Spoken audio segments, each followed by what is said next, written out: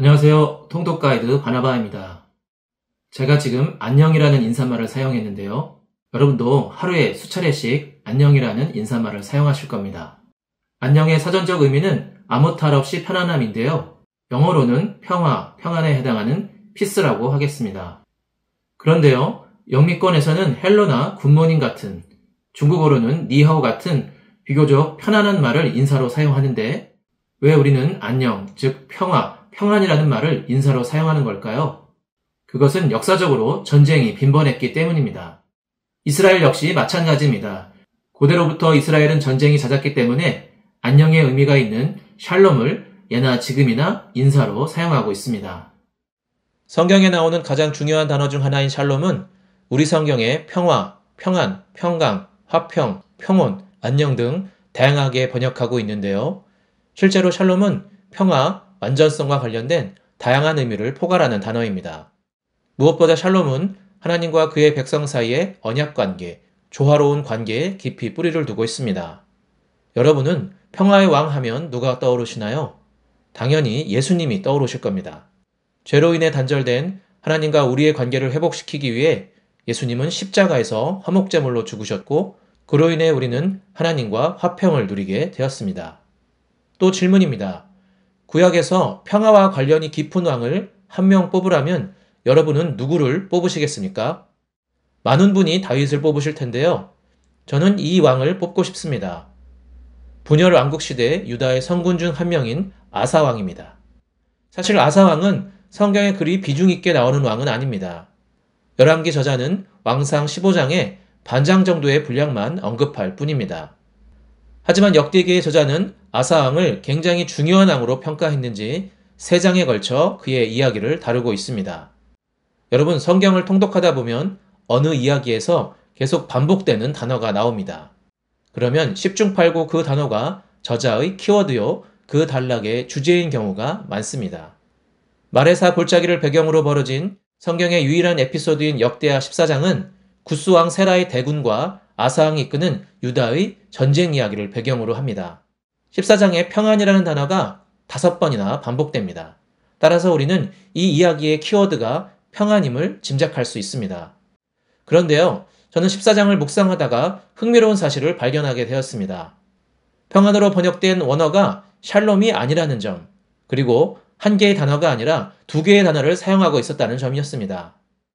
저는 이 사실을 통해 역대기의 저자가 아사왕을 통해 평안에 관해 우리에게, 하나님의 자녀들에게 전달하고자 하는 메시지가 분명히 있음을 깨닫게 되었습니다. 1절의 그의 시대에 그의 땅이 10년 동안 평안하니라. 여기서 평안하다로 번역된 히브리어는 쉐케트입니다.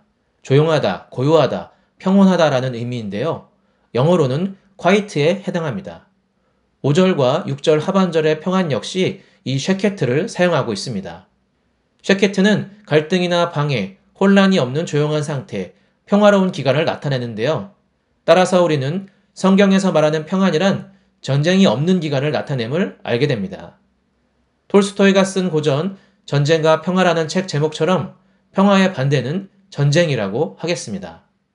6절 상반절에 여호와께서 아사에게 평안을 주셨으므로 해서 평안으로 번역된 히브리어는 누아흐입니다. 휴식, 안식이라는 뜻인데요. 영어로는 레스트에 해당합니다. 7절의 평안 역시 이 누아흐를 사용하고 있습니다. 성경에서 누아흐는 하나님께서 당신의 자녀들에게 주시는 육체적인 휴식과 안식을 설명할 때 사용하는데요. 특별히 이 개념은 안식일과 안식년의 의미와 연결되어 그분의 공급하심에 대한 신뢰와 절대 의존, 나아가 그분 안에서 누리는 회복의 의미로까지 발전하게 되었습니다. 참고로 하나님의 명령에 순종하여 구원의 방주를 만들었던 노아라는 이름은 누아흐와 같은 어근입니다. 오늘의 통독 포커스입니다. 사람은 누구나 평안, 평화, 안녕을 갈망하는데요. 그렇다면 성도는 어떻게 해야 하나님께서 주시는 평안을 누릴 수 있을까요? 역대기의 저자는 아사왕을 통해 우리에게 2가지 힌트를 알려줍니다. 첫째로 하나님의 시선에서 선과 정의를 실천해야 합니다. 우리는 아사왕이 행한 종교개혁을 통해 하나님께서 원하시는 선과 정의는 다름 아닌 우상 척결과 율법 준수임을 알 수 있습니다. 그럴 때 우리는 쉐케트를 누리게 됩니다. 둘째로 여호와를 찾아야 합니다. 구스에 엄청난 대군이 몰려왔을 때 수적 열세의 상황 속에서 아사는 이렇게 기도를 올렸습니다. 여호와여, 힘이 강한 자와 약한 자 사이에는 주밖에 도와주리가 없사오니 우리 하나님 여호와여, 우리를 도우소서.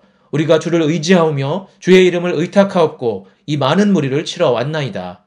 여호와여, 주는 우리 하나님이시오니 원하건대 사람이 주를 이기지 못하게 하옵소서. 정말 감동적이며 강력한 기도인데요. 이토록 간절히 하나님을 찾았기에 하나님은 유다 백성들에게 노아를 주셨습니다. 잊지 마십시오. 하나님은 우리가 당신을 찾아야 만나 주십니다. 우리가 당신을 찾아야 평안을 주십니다. 그리고 우리가 그를 버리면 그도 우리를 버리실 것이라고 경고하십니다. 셰펠라 통독하기 파트 3 마레사 골짜기는 여기까지입니다. 다음 시간에 더 유익한 이야기로 찾아오겠습니다. 시청해주셔서 감사합니다.